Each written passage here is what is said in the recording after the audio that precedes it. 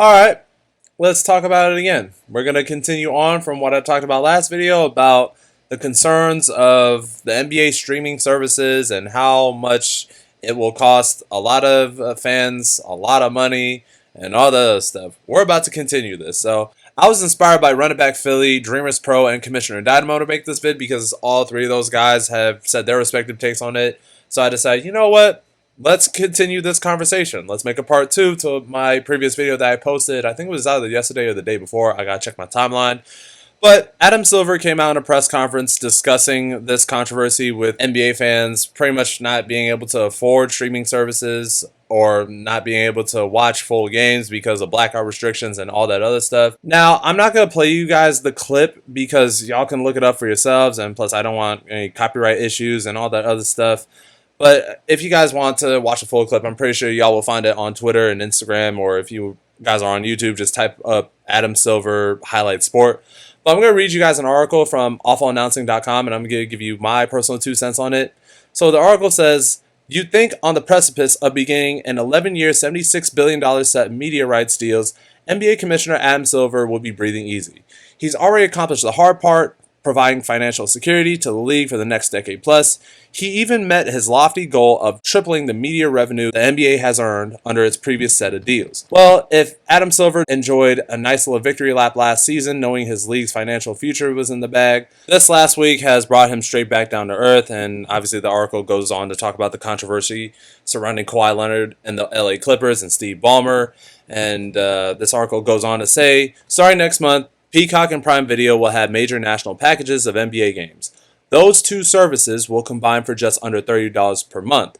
Then, of course, fans will still need to access ABC and ESPN, which runs for another $30 per month, if bought direct to consumer. Not to mention, if you like to follow your local team, you'll either need either A, a cable subscription, or B, another streaming subscription for your regional sports network that will tack on another $20, $30 per month.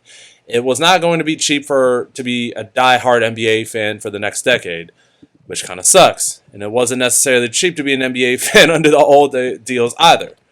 And when Adam Silver was confronted with this premise, that it is getting more expensive for the fans to follow the league, he didn't exactly deny it. In fact, part of his answer was actually pretty shocking. Now, this is where a lot of people gave him a lot of pushback, and rightfully so.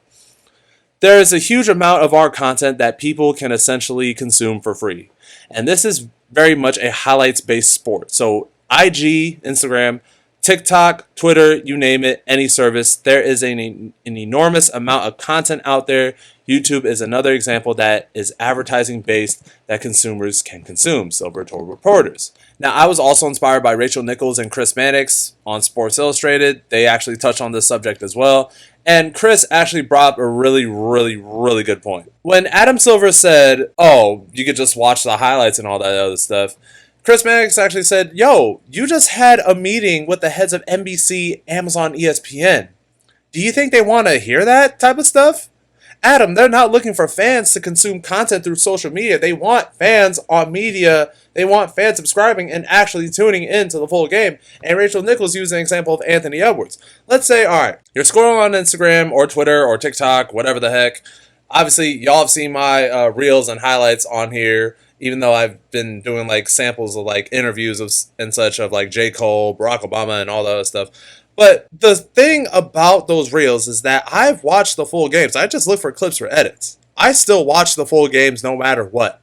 And Rachel actually pointed out that, yo, if I see an Anthony Edwards dunk or Anthony Edwards highlight reel or yada, yada, yada, it's not going to make me a Minnesota Timberwolves fan. It's just going to inspire me to buy Ant's shoe. And Chris Mannix said that that type of thinking is very problematic for the league too. And here's another thing, and this is a whole nother rant, it has nothing to do with the video. It's just another issue with the NBA is their over-reliance on promoting big markets. Like, I understand New York, I understand LA, they're big markets with big names and all that other stuff. But the reason why a lot of people didn't really tune into those finals, which really sucked, is because These two teams never garnered the attention nor respect they deserve. I said it in a TikTok video myself. Oh, everyone was so focused on the whole Lakers and 5 thing, Lakers and 5, Lakers and 5, even though there was nothing that indicated we were going to win the West outside of, okay, we had a stretch where we went 20-4. It's nothing compared to what Oklahoma City did. I'm like, guys, pay attention to Oklahoma City. They have a great defense. Do they foul a lot? Yeah, whatever. But it's just the thing, they won 68 games for a reason. They're a number 1 ranked defense last season for a reason. And that team never got the respect they deserved. And Indiana was kind of treated like pushovers as well. I thought they were going to get beat by the Milwaukee Bucks. But I feel like because of the over-reliance on these big markets or big names within big markets, San Francisco is a pretty big market as well, but especially with Steph Curry out there. But because of the promotions of those markets, it kind of made the small market teams suck. You know what I mean? Like, that is another part of my issue with that, the over-reliance on small market teams, because yes, I know they make you a lot of money, but you also want to know what makes a lot of money? Actually promoting the stars that need to be promoted. And the fact that people were paying attention to the fact that, oh my gosh, there's going to be no stars in the building, there's going to be no celebrities, even though celebrities really don't contribute anything to the game. They're just spectators just like you and I. Like, I don't know why that's such a big deal. People can actually focus on basketball rather than narrative-driven bullcrap. You know what I'm saying? But that's a whole nother issue. Back to the topic at hand. I agree with what Chris had to say because this is bad for your business. I remember there was a episode from the Young Man of the Three. It's Tyrese Halliburton's podcast. Now, once upon a time, it was JJ Redick's podcast until he became a head coach of the Lakers. He had President Barack Obama on there. And Barack Obama is a huge basketball fan. Obama said to Tyrese and his other 2 guys that are on the podcast that, yo, this is your business. You want to show the fans that you care. And in that clip, he was talking about the NBA All-Star Game and how it's just watered down to a point where players just don't play hard. They kind of loaf around. They kind of just, giggle around and mess around all day. And Obama was like, yo, y'all got to do something about it because I ain't watching that thing no more. And to me, Adam Silver is only adding to that problem. When you have someone like Barack Obama saying that, yo, you need to do something because this is your business. You want to promote it to the best of your ability. You want to market the product as best as you can so fans can feel like they have a reason to tune in. That some fans you may have lost in years past may feel like, yo, I want to tune in again. This NBA is actually appealing now. Now, I want to get into some comments that was under Rachel Nichols and Chris Max's video. It's on Sports Illustrated. Y'all can go look up that video for yourself. One comment said, accessibility is what will help your sport grow. To me, it seems like Adam has data that may show people don't tune in frequently to a particular game, and major platforms have shifted to a highlight-centric model. And another comment right here. This was a terrible, terrible answer, and it honestly makes me feel down as a basketball fan. When I was a kid, I would go to the Warped Tour for $20 a ticket. These days, they are making kids take out Klarna payment plans to go to concerts. 40 years ago, we watched Jordan and Kobe with rabbit ears. Now the NBA doesn't care that we have to pay hundreds and thousands of dollars to watch our home team, and Adam Silver is like, yo, just watch YouTube. We got ours, so we don't care about the ratings. He doesn't give a crap about the kids watching basketball. He just cares about being the CEO for his shareholders, the owners. I'll read a couple more comments before I let y'all go. A part of why he doesn't want fans to actually watch the games is so that they can manipulate the games without scrutiny. He might as well had just said, just gamble on the games and we'll tell you if you win or lose. Now, this one is kind of harsh, and I'm saying this as a LeBron fan. I kind of agree with this too. I despise anyone who watches highlights. Damn, I watch highlights. That's kind of tough. Especially the ones where they just show made baskets. Biggest BS ever. You ain't got a clue on who played well and who didn't. You see Bron hit a one-legged three from the logo and get a chase down block and end up thinking he is the greatest player of all time, which he's arguably in my top 2. A lot of y'all think he's the GOAT. That's fine.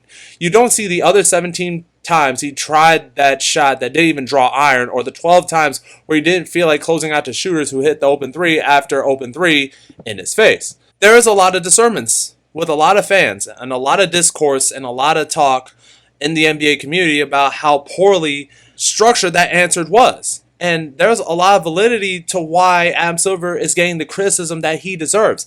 He deserves a lot of pushback for this because you do not tell the fan to basically screw off. You know what I mean? Because again, it's bad for your business. It's bad for your product. Your product was already hurting. And again, it doesn't help that you have all these media pundits talking about, oh, LeBron, Steph Curry, Kevin Durant, are they going to make it back to the finals? Completely ignoring the fact that we just literally saw two young, hungry teams make the finals. A lot of people downplayed Jason Tatum and the Celtics championship. Oh my gosh, Tatum and Brown cannot play together. Oh, Jason Tatum is overrated. Oh, Anthony Edwards is better, even though Tatum is more accomplished than that. But you know what? That's fine. Everyone ignores Tatum's accomplishments because he's corny or he's a bum or whatever, even though neither of that is true. It's just, this is bad for business, and Adam Silver does not see that. And there is a lot of inside issues with that statement. And there's another reel I watched. One last side tangent before I let y'all go.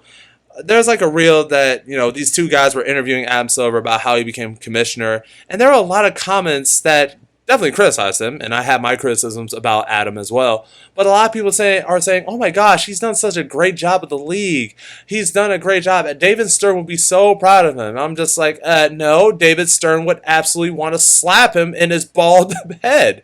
Because he's doing such a bad job with the league to the point where, again, a lot of people have issues with player empowerment. Players are selecting when to play games. You have Jimmy Butler and his antics. I discussed that plenty of times in my Golden State video and my Miami video back in January. I literally had a video talking about Kawhi Leonard and the Clippers. You had the situation with Ja Morant. You had a lot of these guys, man. And then another comment said that these guys are rigging games on the low, even though yes, they rigged games under David Stern as well. Regardless, Adam Silver is catching a lot of heat for good reason, and he should not escape any blame from this at all. And the fact that he basically told fans that he doesn't care what they think, they should just go watch the highlights, is extremely telling on how he truly feels about the fans that watch this product, which he doesn't care.